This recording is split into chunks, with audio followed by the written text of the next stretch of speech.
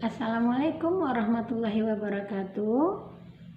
Masih ingat dengan Ibu Yeli Sumarti mengajar administrasi umum? Ya, semoga Ananda semua dalam keadaan sehat walafiat. Meskipun masih dalam kondisi pandemi, Ananda belajar di rumah, tetapi harus tetap semangat. Kita tidak boleh berkecil hati. Warga baru di SMK 1 Batu Sangkar tetapi belum bisa menikmati tempat duduk di sekolah kita ini. Ananda belajar dari rumah tetapi harus tetap semangat. Oke? Ya. Kita mulai pembelajaran kita untuk yang pertama ini. Ibu akan memperkenalkan apa itu administrasi. Mungkin di SMP Ananda belum pernah belajar tentang administrasi. Nah, di SMK kita mulai dengan pelajaran-pelajaran kejuruan, diantaranya adalah administrasi umum. Apa itu administrasi? Nanti Anda akan lebih jelasnya lihat di tayangan Ibu setelah ini. Namun yang jelas administrasi itu adalah bagaimana kita mengatur segala sesuatunya dengan baik, dengan sempurna, sehingga apapun yang kita lakukan menjadi bermakna. Termasuk kegiatan pembelajaran kita hari ini, walaupun dengan online, dengan jarak jauh, tetapi tetap bermakna. Baik Ananda, berikut akan Ibu tayangkan PPT-nya. Baik Ananda semuanya, Ibu akan menjelaskan tentang administrasi umum. Yang pertama, di dalam administrasi umum ada yang akan kita bahas, yaitunya pada KD1 adalah memahami administrasi. Untuk KD 41-nya, untuk keterampilannya, kita mengelompokkan jenis-jenis administrasi. Adapun materi untuk administrasi umum itu adalah yang akan kita bahas. Yang pertama, tentang pengertian administrasi. Kemudian kita akan membahas tentang unsur-unsur administrasi. Lalu, karakteristik administrasi, jenis-jenis administrasi, dan fungsi dari administrasi. Berikut yang pertama kita bahas mengenai pengertian administrasi. Banyak sekali ahli yang memberikan pengertian tentang administrasi. Ananda nanti bisa lihat di buku paketnya, ada William Levling, ada George Terry, ada Sondang P. Siagian, dan sebagainya. Namun, pada intinya, pengertian administrasi itu adalah proses penyelenggaraan kegiatan tata usaha yang dilakukan oleh dua orang atau lebih dalam usaha kerjasama untuk mencapai tujuan tertentu. Nah, itulah yang dikatakan dengan administrasi. Selanjutnya, unsur-unsur administrasi. Ada 8 unsur administrasi. Yang pertama, pengorganisasian, di mana itu merupakan wadah bagi kegiatan untuk mencapai tujuan. Kemudian ada manajemen. Manajemen itu adalah bagaimana menggerakkan orang-orang untuk mencapai tujuan tersebut. Berikutnya, tata hubungan. Namanya orang bekerja sama, tentu saja ada tata hubungan kita antara satu orang dengan orang lain. Berikutnya adalah kepegawaian. Kemudian ada keuangan. Keuangan adalah hal penting dalam mengelola tata usaha kegiatan. Berikut ada perbekalan. Selanjutnya ada tata usaha. Tata usaha itu adalah kegiatan dalam mencatat, mengolah, mengandalkan, dan mengirim dokumen-dokumen atau keterangan-keterangan yang diperlukan.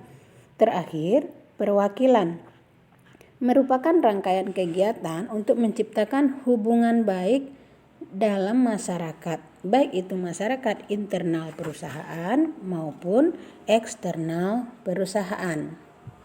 Berikutnya yang kita bahas adalah tentang karakteristik administrasi.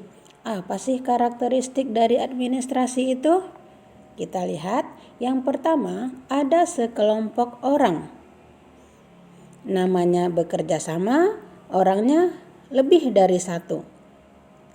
Tetapi orang tersebut memiliki tujuan yang sama. Itulah yang dikatakan dengan adanya sekelompok orang yang bekerja sama. Yang kedua, karakternya adanya kerjasama.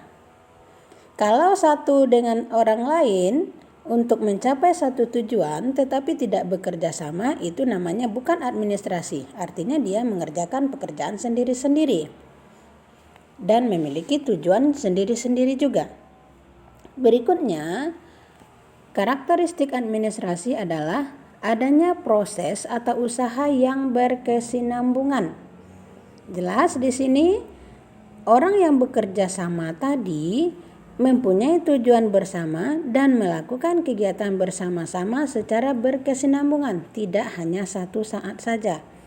Terakhir, karakternya adalah adanya pembagian tugas, di mana antara satu orang dengan orang lain yang saling bekerja sama tadi memiliki job-job masing-masing yang harus dikerjakannya, sehingga tujuan mereka bersama tercapai.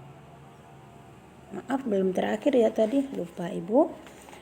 Yang kelima, ada bimbingan, kepemimpinan dan pengawasan. Di dalam sebuah organisasi itu, yang lebih senior membimbing yang junior, atau ada yang menjadi pemimpin, ada yang menjadi bawahannya. Kemudian ada yang bekerja, ada yang mengawasi. Nah, kira-kira seperti itu.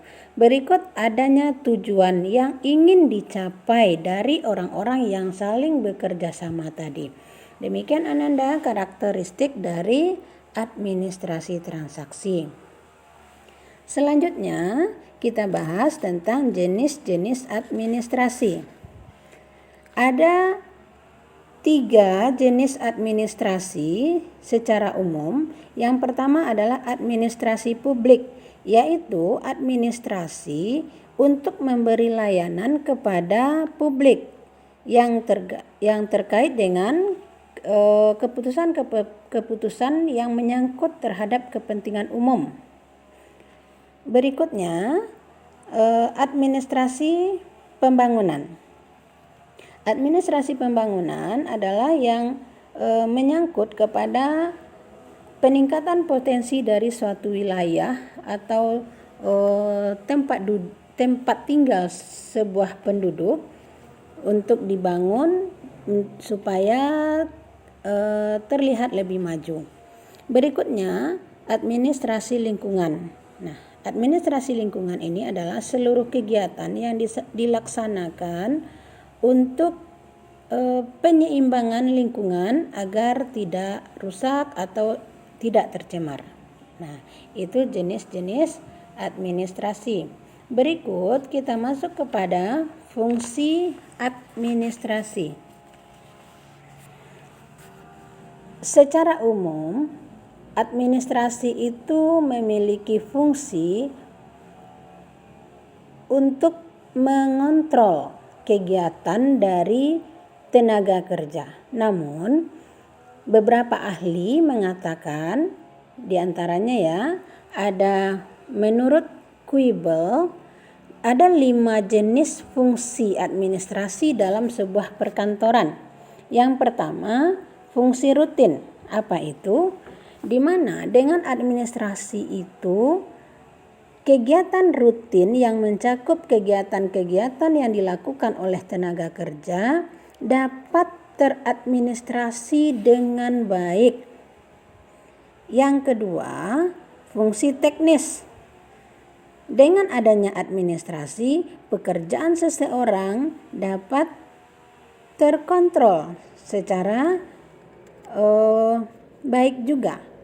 Jelas pekerjaan si A, si B, si C atau si D. Nah, begitu. Yang ketiga adalah fungsi analisis. Apa itu fungsi analisis?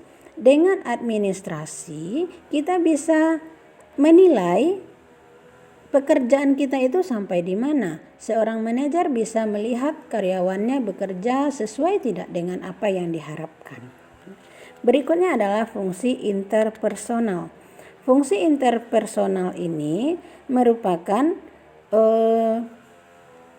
sebuah koordinasi dari seseorang kepada orang lain.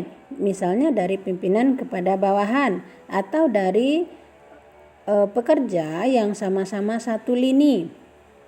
Berikutnya adalah fungsi manajerial.